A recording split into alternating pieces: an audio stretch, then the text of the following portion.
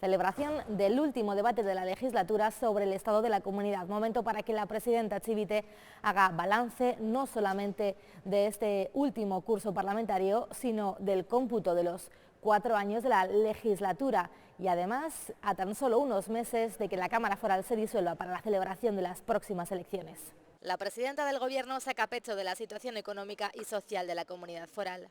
Navarra es una comunidad sólida, una comunidad robusta, propicia para la prosperidad, solvente, con fortaleza en la economía y en el empleo, aunque obviamente no somos ajenos al impacto de la inflación. Reconoce y advierte de que llegan tiempos difíciles, pero dibuja un futuro en general optimista.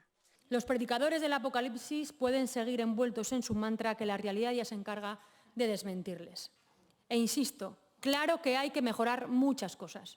Claro que vivimos momentos de dificultad. Somos conscientes y por eso actuamos. Para eso pide unidad y consenso político y le lanza un mensaje directamente a Navarra Suma. Que vuelva a la institucionalidad que tuvo en otros momentos.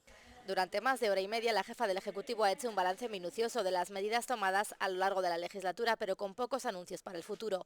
Entre las novedades, la aprobación de un plan de salud o la constitución de una empresa pública de transporte sanitario para comienzos de año. Respecto a la sanidad, la presidenta reconoce que hay que seguir trabajando para mejorar las listas de espera.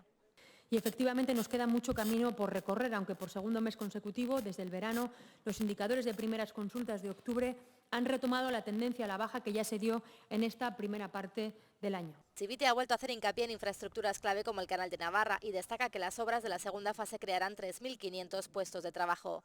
En materia de autogobierno confía en lograr la transferencia de tráfico antes de que acabe el año. Además, como saben, trabajamos en la actualización del año base del convenio económico que esperamos también poder cerrar antes de finalizar la legislatura. La presidenta destaca que Navarra está muy bien posicionada en diferentes PERTEs como el del vehículo eléctrico y reivindica la importancia de los fondos que llegan de Europa, los Next Generation. Chivite asegura que su ejecutivo ha cumplido el 89% de lo acordado en el acuerdo programático y lanza un mensaje en clave electoral sosteniendo que esta legislatura debe ser el comienzo de una carrera de fondo. Una legislatura que ha estado marcada por la pandemia primero y después por la crisis energética derivada de la guerra en Ucrania, asuntos que han estado muy presentes en las intervenciones de todos los grupos. Javier Esparza subía a la tribuna y apelaba directamente a la presidenta y sus pactos con EH Bildu. El portavoz de Navarra Suma definía con estas palabras el legado de Chivite. El blanqueamiento de la izquierda abertzale radical. Usted los ha fortalecido. Usted ha sido un regalo para Euskal Herria Bildu, sin requerirles a cambio que reconozcan su pasado. El líder regionalista se defendía de las críticas de Chivite. Suele decir que Navarra Suma no quiere acordar nada. Les interesa trasladar esta imagen, pero al mismo tiempo se vanagloria públicamente que el 41% de las propuestas que ha llevado este gobierno a este Parlamento se han votado por unanimidad. Esparza sacaba pecho de la postura de su coalición a la hora de negociar. No puede negar, señora Chivite, es que yo sí le he tendido la mano. Y usted siempre nos ha dicho que no, porque no quería desprenderse de Euskal Herria Bildu. Con un discurso muy crítico, Esparza afirmaba que el actual gobierno deja una Navarra con peores datos macroeconómicos.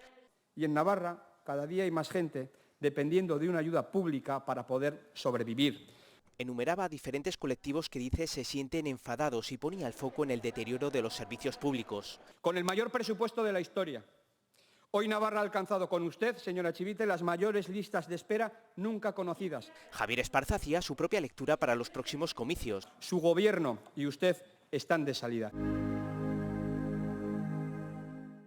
Ha habido serias complicaciones por una pandemia y una guerra, pero también ha dibujado una Navarra de futuro, una Navarra ilusionante, una Navarra en la que no tienen cabida los agoreros. La reducción de la lista de espera en consultas quirúrgicas y en pruebas diagnósticas hasta límites eficientes también, además de en primaria, ha de ser a nuestro entender el objetivo prioritario en estos momentos de su gobierno, presidenta. Debe preocupar a los gestores tanto como preocupa a la ciudadanía y, francamente, del debate de hoy no se deduce. 30 segundos escasos, presidenta, ha dedicado en su debate, en su discurso, a esta cuestión. En estos momentos, la competitividad tiene una oportunidad en los costes energéticos. Es una oportunidad a corto medio en una comunidad como Navarra con ratios de futuro en la generación de energías renovables. Y vuelvo a plantear, hacerlo desde una entidad pública navarra, presidenta.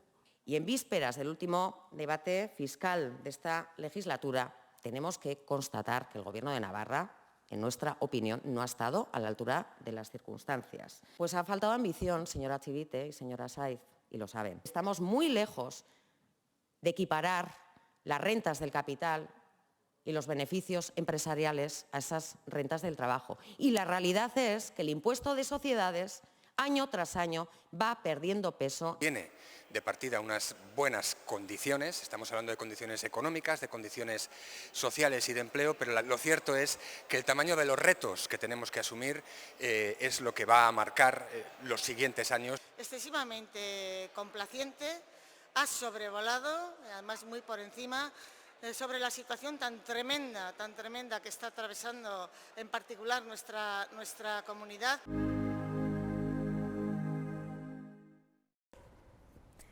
Señor González, ¿qué tal? ¿Cómo está?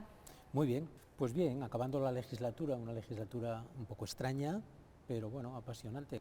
Es portavoz de Educación del Grupo Parlamentario de Navarra Suma. Así es. La semana pasada ya conocíamos el proyecto de presupuestos que llegaba a la Cámara Foral.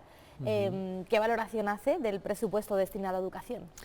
Bueno, los presupuestos en general y los de educación en particular, como todo el mundo sabe, han sufrido una subida bastante considerable. Ayer, haciendo los primeros cálculos en relación a las distintas partidas, podía comprobar que del último presupuesto de UPN, que eran 575 millones de euros, se ha pasado a 835, prácticamente un 70% más de presupuesto dedicado a la educación en los dos últimos años. Eso no quita que haya una serie de, para mí, pequeñas disfunciones en relación a la utilización del dinero, no más a que haya más o menos dinero, que evidentemente hay mucho más, pero sí en cuanto a la utilización que de ese dinero se ha ido haciendo. Y me explico, es decir, fundamentalmente ese dinero de más se ha dedicado durante estos 8 años de gobiernos del cuatripartito y del quintapartito actual, fundamentalmente al pago de personal, es decir, ha habido no una mejora evidente en programas o en planteamientos generales que incidan en la educación, sino a dotar de más profesorado a los centros educativos, prácticamente 2.000 más de los que había en ese año 2015, y eso supone una cantidad de dinero importante que es lo que se va reflejando en los presupuestos. ¿Qué balance hace, por tanto, de esta legislatura en cuanto a materia educativa? Bueno, esta legislatura en materia educativa ha estado marcada, como todas, por la pandemia y por el COVID. La legislatura no tenemos indicadores específicos que nos puedan hablar del éxito o del fracaso de las políticas educativas que se han implantado en esta última legislatura, pero por poner algunos ejemplos, claro, digo que no podemos hablar de indicadores porque la pandemia ha modificado los criterios de calificación y ha habido un número mayor de aprobados y una reducción del fracaso debido a las instrucciones que desde el propio Ministerio se dieron en relación a la promoción de curso de los estudiantes. A nivel general, esta legislatura ha sido la del poco diálogo, porque se ha aprobado una ley educativa general, la LOE, sin prácticamente tener en cuenta los agentes educativos. Se suprimió por completo el debate educativo en el Congreso y en el Senado, en el que se trataron 1000 enmiendas en una tarde, es decir, no compareció nadie a ese nivel. Ha sido una legislatura en Navarra ya marcada muchísimo por la influencia de Bildu en el Departamento de Educación. El consejero Jimeno vino con unos planteamientos que se acercaban mucho al programa electoral de Navarra Suma o de UPN en su momento, en relación a temas como el PAI, por ejemplo, y los cambió radicalmente por la influencia y el compromiso que adquirió el gobierno para mantener los puestos, para alcanzar la presidencia con Euskal Herria Bildu, y hemos visto pues una extensión del modelo D a todos los sitios donde se ha solicitado. Hemos visto no un ataque al PAI, pero sí un planteamiento inicial que pasó de convertirlo en un modelo, de avanzar en la estructura nueva del PAI, con una estructura nueva del PAI, a tenerlo parado. Fíjese, la otra legislatura, con una legislatura con gobierno nacionalista, entraron 7 centros al programa de aprendizaje inglés. Esta legislatura ha salido uno, Castejón, con un programa y un planteamiento absolutamente vacío de contenido, de excusas y de planteamientos pedagógicos. Por tanto, si tuviera que decir algo, y lo he dicho varias veces en intervenciones en el Parlamento y en alguna rueda de prensa, es que las actuaciones del Departamento de Educación se han visto absolutamente guiadas por los intereses educativos de Euskal Herria Bildu, y eso ha coartado el programa inicial que el Partido Socialista tenía en el ámbito educativo para Navarra. Usted lleva muchos años ligado a la educación, ¿no? Tanto a la docencia como a cargos de responsabilidad. Si usted fuera consejero de Educación de Navarra, ¿qué sistema educativo le gustaría tener o qué medidas tomaría? Bueno, el primer sistema educativo que pondría sobre la mesa es el que hemos tenido durante 25 años en Navarra. Navarra ha sido un referente educativo de primer orden a nivel nacional y ha obtenido resultados equiparables a los países más avanzados a nivel internacional. Navarra ha sido un referente en atención a la diversidad, en creación de una estructura como era el CRENA y unos centros específicos y una inclusión del alumnado en los centros ordinarios pionera. Navarra ha sido pionera en la implantación del aprendizaje de idiomas dentro de los centros escolares, primero en aquel programa que hicimos de inglés a través de contenidos y luego el propio PAI han impulsado el conocimiento de idiomas muy por encima del que tienen los escolares en este país en relación a la edad. Navarra ha sido pionera en formación profesional, muy pionera. Navarra empezó con las estancias del alumnado en el extranjero en varios países de la Unión Europea cuando nadie lo hacía. Navarra desarrolló los centros integrados, los centros de referencia. Navarra ha sido una referencia nacional en el ámbito educativo, cosa que se ha perdido por completo pues lo mismo que pasa en otros ámbitos como el sanitario, estamos a un nivel muchísimo más bajo del que nos correspondería por inversión, por historial, por iniciativas, por innovación, y esas cuestiones habría que recuperarlas. Ese sería el sistema innovador, el sistema pionero, el sistema que puso en marcha UPN y que dio tantos éxitos a la educación navarra. Navarra sumaba a presentar una enmienda a la totalidad al proyecto de presupuestos. ¿Van a presentar muchas enmiendas en educación? Bueno, pues estamos empezando a trabajar con las enmiendas en educación. Hay una serie de cuestiones específicas en las que haremos hincapié. Y nosotros hemos dicho muchas veces que los presupuestos, que el planteamiento del presupuesto no puede deberse a un mecanismo de enmiendas de campanario, es decir, de que alguien quien tenga acceso a al grupo dominante, al grupo que firma el acuerdo y que firma los presupuestos, pueda realizar en los pueblos que le interese pues una serie de obras que son necesarias a lo mejor en otros lugares. Es decir, que una enmienda de un grupo político para cubrir un patio en un centro se lleve a efecto y no se lleve en otro, no responde a una planificación, responde a unos, como he dicho al principio, a una técnica política que es poco admisible. A partir de ahí pues hay una serie de obras que partieron de una planificación inicial en el 2021, pero que no se ha cumplido, en la que presentaremos enmiendas en el ámbito del 03, de nuevo, presentaremos enmiendas en FP, como bien saben las personas que nos están escuchando, hubo una campaña de propaganda mediática en Tudela o en Pamplona por parte de la presidenta, donde anunció que iba a crear megacentros industriales de innovación. Bueno, la partida de la FP este año de inversiones para centros de FP pasa de 1,8 millones de euros a 400.000. No sé qué megacentros va a crear con 400.000. Pues apostaremos por esos campus, por esos centros importantes y por esa modernización de la FP que tanto necesita. En fin, pues una serie de cuestiones relativas también al programa de aprendizaje de inglés, a la consolidación como modelo, al análisis y estudio. Esos eran nuestros temas, que son los temas en los que estamos pues reivindicando durante toda la legislatura aquí en el Parlamento y a nivel social. Algo también respecto a los centros que segregan o segregaban por sexo, porque estamos pendientes de saber si el Gobierno de Navarra mantendrá o no el convenio.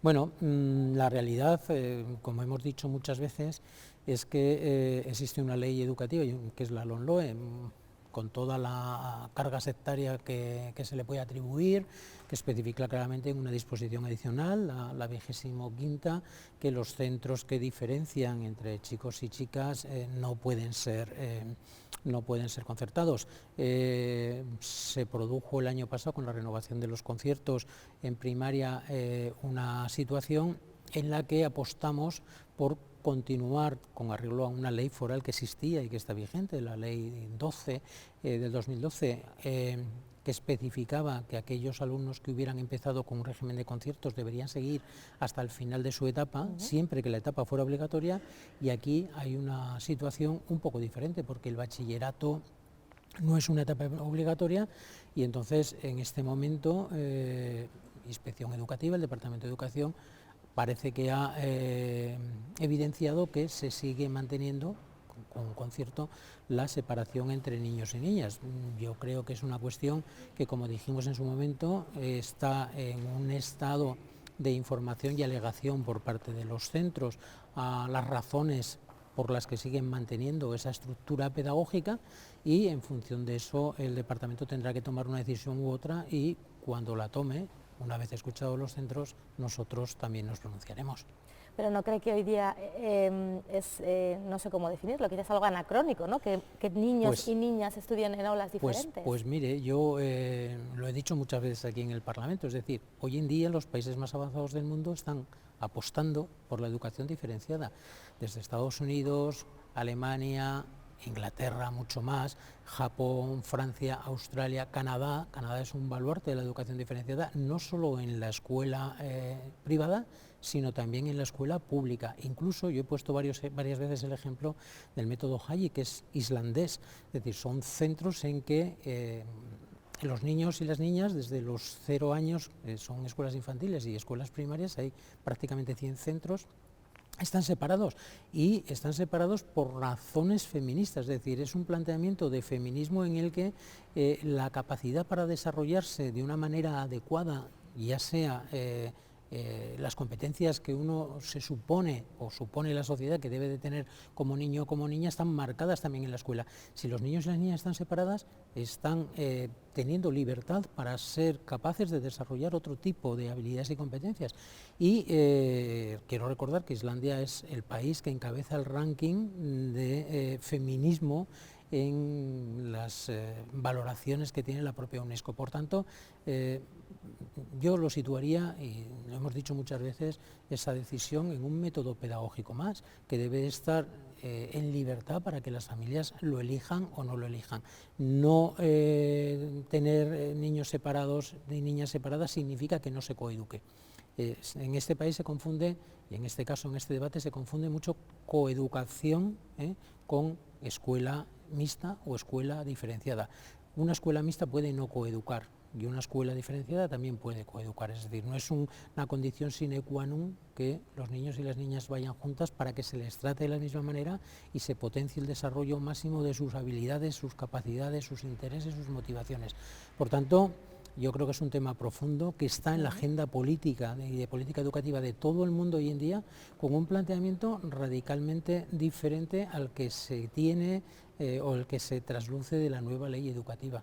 En cualquier caso, suponiendo que en la coeducación se mantuviera plenamente en esos centros, las relaciones o la convivencia entre niños y niñas no sería de una manera sana o normalizada. No hay ningún estudio que diga que las niñas o que los niños que se educan en escuelas diferenciadas tengan más conflictos personales, desarrollen más dificultades para relacionarse con el otro sexo, tengan más índices de violencia contra las mujeres en relación con las personas que se educan de forma conjunta.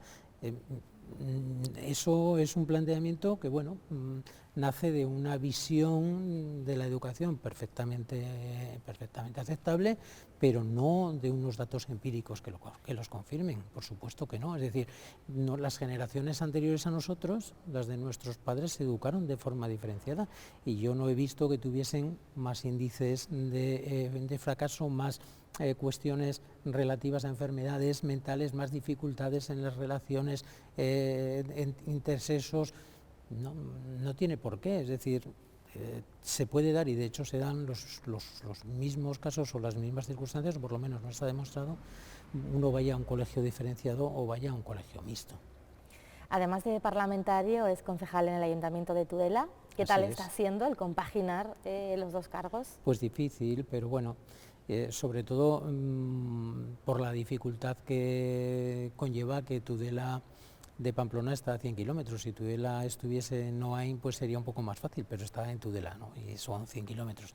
Y después también, aunque soy concejal de educación también en Tudela, también soy concejal de personal, y en estos momentos la gestión de personal en esta legislatura, primero por el tema de la pandemia y segundo por todo el tema de la Ley 2021, de la estabilización que ha promovido el Gobierno central y que han puesto en marcha todos los gobiernos autonómicos y las corporaciones locales, pues ha supuesto un trabajo muy importante. Entonces, quizá en una legislatura más tranquila, sin pandemias, sin estabilizaciones, sin cambios radicales en la gestión de personal, hubiera sido un poquito más fácil, pero bueno, ahí estamos. ¿Le quedan ganas de repetir la legislatura que viene aquí en la Cámara Foral?